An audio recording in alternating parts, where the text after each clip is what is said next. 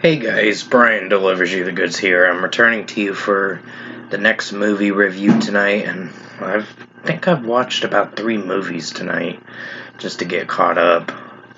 And we are almost done with the first quarter of 2024 movies, from what I gathered. I got 3 more left to watch for the first quarter, and then I'll move on to the second quarter. But pretty much, this is for Sleeping Dogs, the Russell Crowe movie that I got a chance to watch for myself to see what I was going to think of this movie overall. So I'm going to discuss what I watched for the hour and 52 minutes of this movie and let you know my thoughts on it. So let's dive into this movie review. Now, Russell Crowe plays this retired cop or detective. Roy Freeman is his name, and he's suffering with Alzheimer's for the beginning of the movie.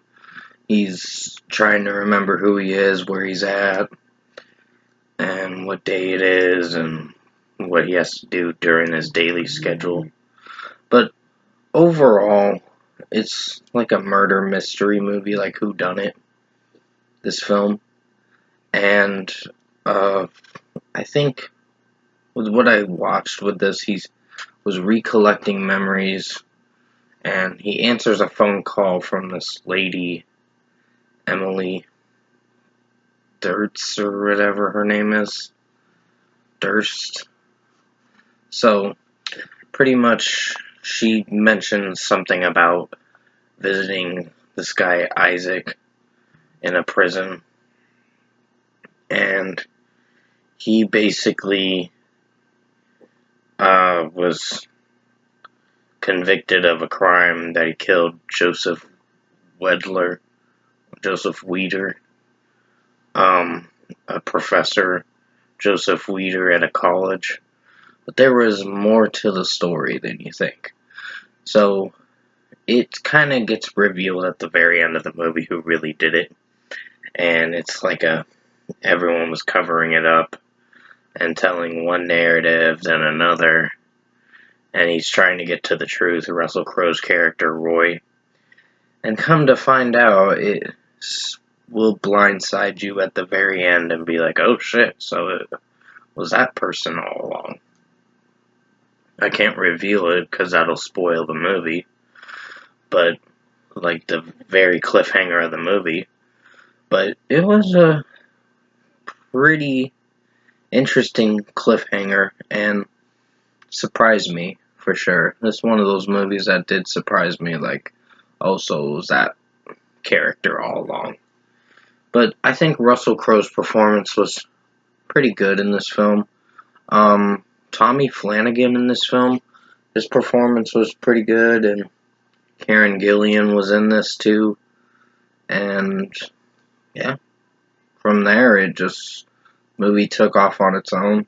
I wouldn't say it's one of the best films, but I would say this film is decent at best. I think with its execution, it did have a lot to explain with this movie, and it explained it in the runtime it went for. But execution-wise, there were some moments where I felt the movie could have been better utilized, with certain scenes being hit or miss. But I think if I were to give this movie its deserved score, I'm going to give it a light 7 out of 10. It's a decent film. The ending will surprise you, and it did surprise me, for sure. And I was like, oh shit. But I wouldn't say this is one of the worst films I've seen. It's just not one of Russell Crowe's best films, but it's a decent film that I've seen. So it will be on my decent to good movies for 2024 at the end of the year. But surprisingly enough, this movie did surprise me with the ending cliffhanger. And I was really like, oh shit, so that happened. But it's just some of the story. There were some cringe points through the story with certain characters they were explaining about. But overall, I think this movie was fairly decent for what it went for. So, 7 out of 10 for Sleeping Dogs. I think this movie was fine for what it was. It's not one of the best movies, but it's not one of the worst I've seen. And with that being said, thank you for watching this movie review tonight. Have a good night.